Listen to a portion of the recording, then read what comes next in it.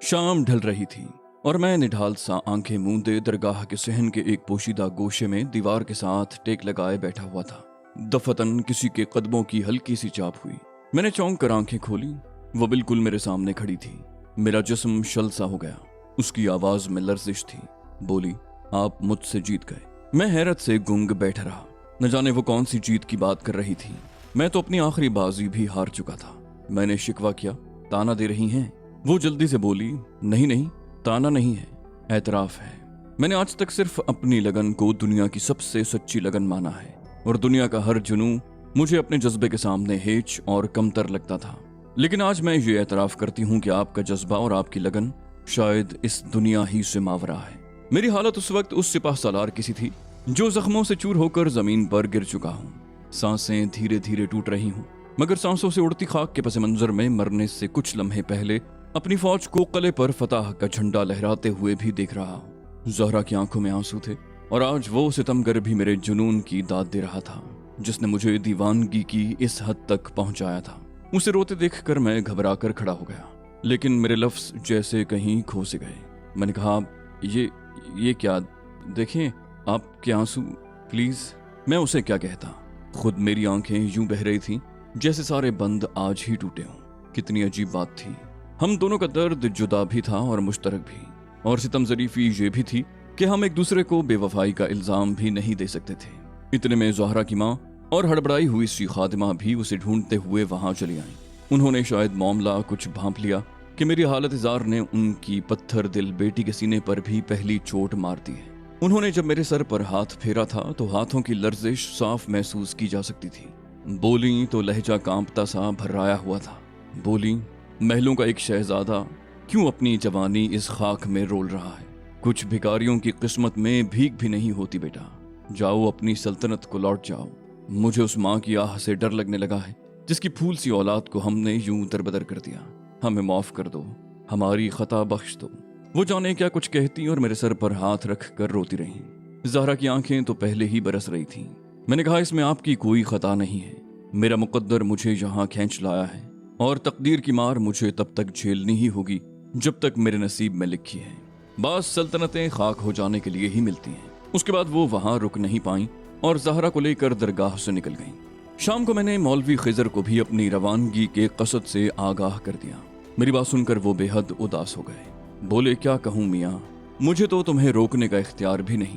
पता नहीं क्यों चंद ही दिनों में तुमसे कैसा अजीब सा कल्बी ताल्लुक बन गया है। बहरहाल जहाँ रहो खुश रहो। मैंने उन्हें बताया कि खुद मेरा दिल भी यहाँ से जाते हुए बहुत बोझल हो रहा है। कभी कभी कुछ अनजान से रिश्ते भी किसी सरतान की तरह तेजी से खून में शामिल होकर रगों में अपनी जड़ें बिछा लेते हैं। कहीं बिताए हुए चंद दिन पिछली पूरी जिंदगी पर भारी पड़ जाते हैं। मैं भी यहाँ से ऐसे ही रिश्ते और दरगाह से कुछ ऐसा ही ताल्लुक बनाकर वापस लौट रहा था। कितने अनमोल रिश्तों की टोकरी भर कर ले जा रहा था मैं अपने साथ। और फिर वो नाज आफरीन, क्या हुआ जो वो मुझे मिल नहीं पाई? उसकी मोहब्बत का सदा रहने वाला एहसास तो था मेरे साथ। क्या आइंदा जिंदगी काटने के लिए ये सब कुछ काफी नहीं था? मैंने उस रात बैठकर अब्दुल्ला और सुल्तान बाबा के नाम अलग अलग लिफाफों में 2 खत लिख कर रख दिए। उनसे बिना मिले चले जाने पर माजरत की और ये वादा भी किया कि जब मैं अपने अंदर की शर्मिंदगी पर काबू पालूंगा तो उन सब से जरूर मिलने आऊंगा। फजर की नमाज के बाद मैंने दोनों खत मौलवी खिजर के हवाले कर दिए। वो बहुत देर तक मुझे गले लगाकर थपकते रहे। मैंने उनसे आखिरी अलविदा चाहा तो मुस्कुरा कर बोले, क्यों मियाँ, वापस अपनी दुनिया में जाकर हमें भूल तो नहीं जाओगे?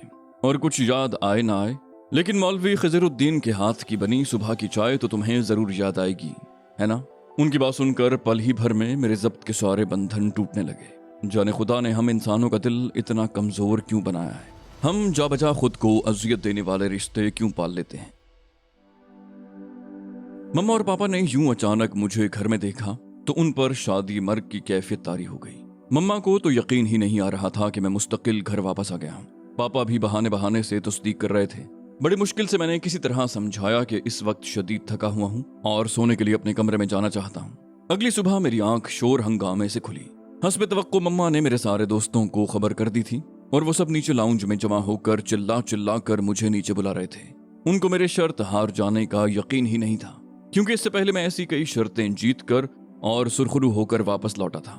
बहरहाल उनके लिए यही काफी था कि मैं वापस लौट कर उनके दरमियान पहुंच चुका हूं। लेकिन क्या मैं वाकई वापस आ गया था? दिन गुजर रहे थे, लेकिन मुझे यूं महसूस होता था कि मैं वहां होते हुए भी वहां मौजूद नहीं। घर में, दोस्तों की महफिल, क्लब, पार्टी में, हर जगह जिस्मानी तौर पर पहुंच तो जाता, लेकिन घंटों गुमसुम बैठा रहता। यार दोस्त मेरी खामोशी से तंग आकर लड़ते झगड़ते और मैं यूं ही उनकी हाँ में हाँ मिलाता रहता। लेकिन न जाने क्यों उन लम्हात में मुझे ऐसा महसूस होता कि मैं अपनी रूह कहीं दूर छोड़ आया हूँ। सबसे ज्यादा मसला मुझे नमाज के औकात में होता। एक अजीब सी बेचैनी और कसक मुझे घेर लेती। तब मेरे लिए घर या बाहर किसी भी महफिल में बैठे रहना दूभर हो जाता। और मसला ये था कि क्लब या घर का माहौल मेरी इस मुश्किल को खत्म करने की बजाय मजीद बढ़ा देता। ऐसे में मैं घर या महफिल छोड़कर कहीं बाहर निकल जाता, किसी पुरसुकून गोशे की तलाश में। एक ऐसी ही सपहर जब मेरे अंदर की बेचैनी आखिरी हदों को छू रही थी, मैं गाड़ी लेकर घर से निकला और पता नहीं कब सेंट्रल लाइब्रेरी का बोर्ड देखकर शहर की सबसे बड़ी लाइब्रेरी की पार्किंग में गाड़ी खड़ी कर दी। हॉल में मुख्तलिफ शेल्फ हर मौजू की किताबों से भरे हुए थे। दफतन मेरी नजर तसव्वुफ वाले सेक्शन में रखी किताबों पर पड़ी और मैं यूं ही वर्क गर्दानी के लिए एक किताब लेकर एक गोशे में बैठ गया। कुछ सफ़े पलटे तो मेरी बेचैन रूह को जैसे कुछ मरहम मिला। हाँ, ठीक ही तो था। जाने कब से मेरी रूह घायल थी, बीमार थी। और हैरत है कि हम अपनी जिस्मानी बीमारी के लिए तो डॉक्टर के पास दर्जनों चक्कर लगाते हैं, लेकिन रूह की बीमारी खत्म करने के लिए कभी कोई किताब तक नहीं उठा पाते। पहले चंद सफ़ों में ही मुझ पे ये हकीकत आश्कार होने लगी कि तसव्वुफ की दुनिया हमारी ज़ाहिर दुनिया से कहीं ज्यादा बड़ी है। हजारों लाखों लोग इस दुनिया के बासी हैं, जो हर गरज और लालच से बेपरवाह होकर इंसानियत की खिदमत में मसरूफ हैं। इनमें हमारे आस पास फिरते आम लोगों से लेकर आला तालीम याफ्ता और हुनरमंद लोग भी शामिल हैं।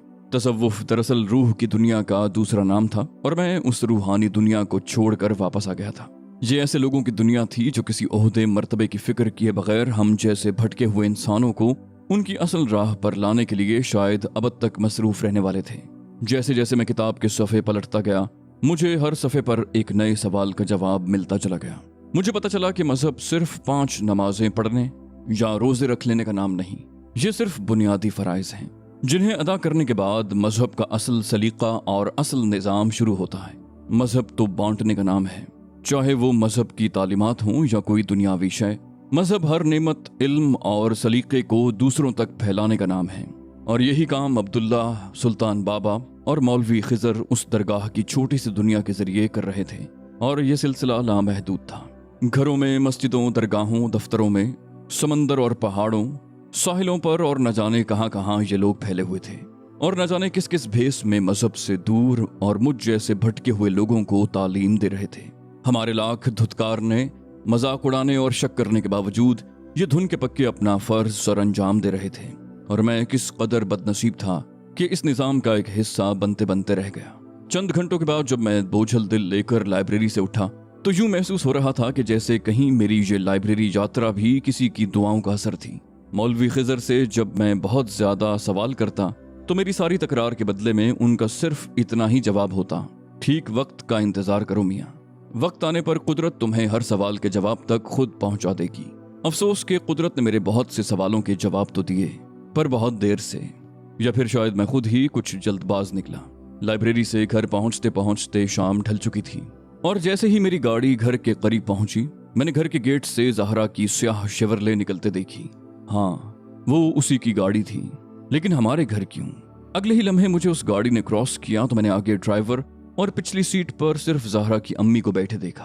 कोई और वक्त होता तो उस माहरूख की गाड़ी अपने घर से निकलते देखकर शायद खुशी के मारे मेरा दम ही निकल जाता, लेकिन उस वक्त एक उलझन आमेज सी हैरत लिए घर में दाखिल हुआ। मम्मा और पापा पोर्च में ही खड़े थे, शायद ज़हरा की अम्मी को रुखसत करने के लिए आए हों। मुझे गाड़ी से उतरता देखकर मम्मा वालेहाना अंदाज में मेरी जानी पड़ी और खुशी से लरसते हुए लहजे में बोली, साहिर बेटा, अभी ज़हरा की अम्मी आई थी, ज़हरा ने रिश्ते के लिए हाँ कर दी। पल भर के लिए तो मुझे लगा कि सारी जमीन घूम रही है और ये आसमान भी कुछ ही पल में मेरे सर पर गिर जाएगा। मेरे माँ बाप मुझे गले लगाकर चूम कर मुबारकबाद दे रहे थे, लेकिन मुझे समझ में नहीं आ रहा था कि मैं रोऊं या हंसूं, खुशी से चिल्लाऊं या दुख और अजियत से चीख चीख कर आसमान को रेजा रेजा कर दूं। अपने जज्बात के इजहार का कोई जरिया मुझे उस वक्त नहीं सूझ रहा था। मुझे तो ये बात सुनते ही सजदे में गिर जाना चाहिए था। सदियों का सफर तय करने के बाद मंजिल पाने वाले को भला और क्या करना चाहिए, लेकिन मैं अपनी जगह गुंग सा खड़ा रह गया। मैं जानता था कि मेरे जहन में उस वक्त सवालों का जो तूफान उठ रहा था, उसका किनारा सिर्फ अब्दुल्लाह की जात थी। अगली सुबह मेरी गाड़ी साहिल की जानिब उड़ी जा रही थी। मैं अब्दुल्लाह की नई दरगाह की तरफ जाने से पहले एहतियातन उसे शहर वाली साहिली दरगाह पर देखते हुए जाना चाहता था, और फिर दरगाह के करीब कार पार्क करते ही मेरा अंदाजा दुरुस्त साबित हुआ। करीम मुझे सीढ़ियों के करीब ही मिल गया, जिसने बताया कि सुल्तान बाबा और अब्दुल्लाह दोनों आए हुए हैं। मैं तेजी से सीढ़ियां फलांगते हुए दरगाह के अहाते तक पहुंचा तो दूर ही से अब्दुल्लाह मुझे किसी शख्स को रुखसत करते हुए दिखाई दिया। वो शख्स पलटा तो हैरत का एक और झटका मेरा मुंतजिर था। ये तो वही साहब थे जिन्होंने उस दिन बाजार में बिना किसी गलती के मुझे सरेआम इस कदर बेइज्जत किया था कि दर्द के मारे मेरे आंसू निकल आए थे। अब्दुल्ला और वो साहब बैक वक्त मुझे देख कर ठिठके, और फिर अब्दुल्लाह की अजली मुलायम सी मुस्कुराहट उसके चेहरे पर फैल गई। आओ साहिर मियाँ, खुशामदीद। अचानक ही वो साहब तेजी से मेरी जानिब लपके। गुस्से से मेरा चेहरा तमतमा सा गया। लेकिन ये क्या, उन्होंने आते ही मेरे हाथ पकड़ लिए और निहायत लज्जाजत से बोले, माफ करना बेटा, उस रोज तुम्हारा बहुत दिल दुखाया। सच कहो तो गुनाह अजीम किया, पर क्या करता, बंदे को यही हुक्म मिला था। लेकिन आफरीन है तुम्हारे हौसले और सब्र पर। मेरी हर गाली, हर चिरके को दिल पर सहा, लेकिन उफ तक न की। मैं तुम्ही से माफी मांगने यहाँ आया था, उम्मीद है दिल में कोई मैल नहीं रखोगे। वो साहब न जाने क्या कुछ कहते जा रहे थे और मैं हैरत से अब्दुल्लाह की तरफ देख रहा था, गोया ये सारा ड्रामा सिर्फ मेरे और ज़हरा के लिए रचाया गया था। वो साहब रुखसत हो गए तो मैंने अब्दुल्लाह की तरफ शाकी निगाहों से देखा।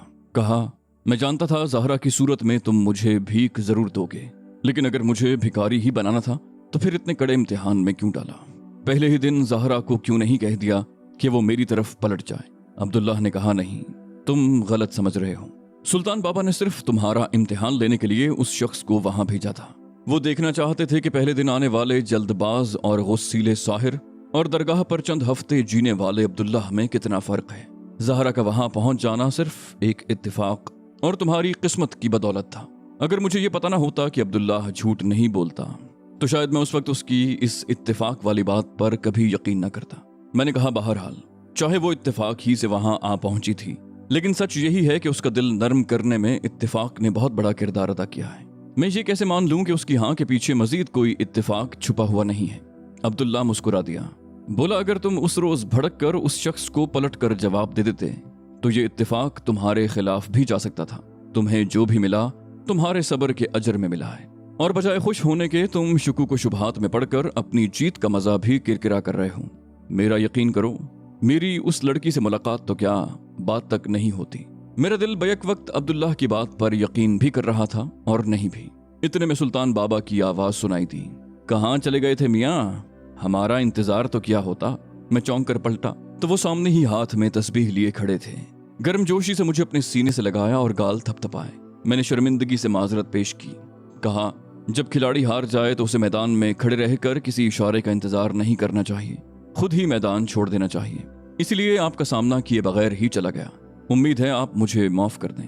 वो खुश दिली से हंसे, बोले, अरे नहीं मियाँ, नाराजगी की तो कोई बात ही नहीं, ये तो दिल का मामला है। तुमने वही किया जो तुम्हारे दिल ने कहा।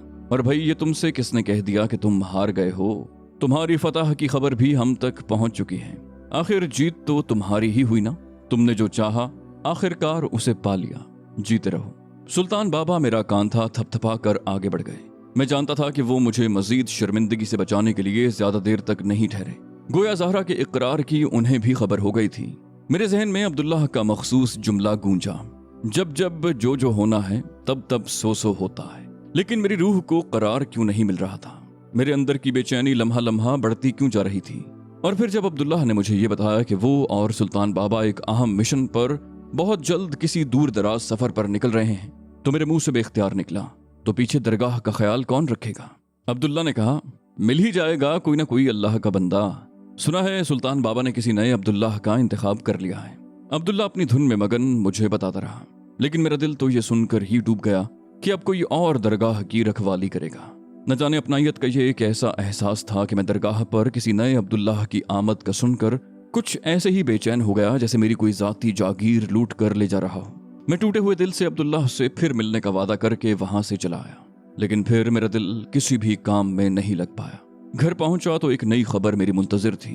ज़हरा ने अपनी वालिदा के जरिए पैगाम भिजवाया था कि वो बाकायदा रिश्ता तय होने से पहले एक बार मुझसे मिलना चाहती है। मिलना तो मुझे भी उससे था, क्योंकि हमारे रिश्ते पर छाई हुई धुंध छुटने की बजाय बढ़ने लगी थी। मैंने मुलाकात के लिए वही जगह तजवीज़ की जहां से ये कहानी शुरू हुई थी, और अगले दिन शाम ढले हम दोनों दरगाह की सीढ़ियों से कुछ फासले पर एक दूसरे के सामने खड़े थे। ज़हरा की अम्मी ड्राइवर समेत ऊपर दरगाह की हाजिरी को जा चुकी थी। आज वो नाज़ाफरीन अपनी जबीं पर कोई शिकन लिए बगैर नजरें झुकाए मेरे सामने खड़ी थी। क्या अब मुझे अपनी तकदीर से कोई गिला बाकी रह जाना चाहिए था? पल भर ही में मेरी नजरों के सामने उस परी की नाराजगी, धुतकार और उससे हुई आधी अधूरी मुलाकातों के तमाम मनाजिर घूम गए। लेकिन आज वो मेरे सामने उस बादशाह की तरह खड़ी थी जो मैदान जंग में शिकस्त के बाद दूसरे शहनशाह से कहता है कि उससे वही सुलूक किया जाए जो बादशाहों का शेवा है। मैंने उसकी लरसती पलकों पर नजर डाली। वो बोली, मैं आपसे सिर्फ ये कहना चाहती हूँ कि मेरे इस फैसले में किसी तरहम आमेज जज्बे की मिलावट नहीं है। ये मेरा अपना फैसला है, लेकिन मेरा माजी भी आपके सामने पूरी तरह आया है, लिहाजा अब फैसला आपका होगा। क्या आप मुझे मेरे माजी समेत कबूल कर पाएंगे? मेरा पिछला जनू कभी ताना बनकर आपके लबों पर तो नहीं आ जाएगा। अपने ज़र्फ के पैमाने की वुसअत जांच कर ही कोई फैसला कीजिएगा। मुझे दोनों सूरतों में आपकी राय से इत्तेफाक होगा। उसने एक ही पल में सारी बातें कर डाली।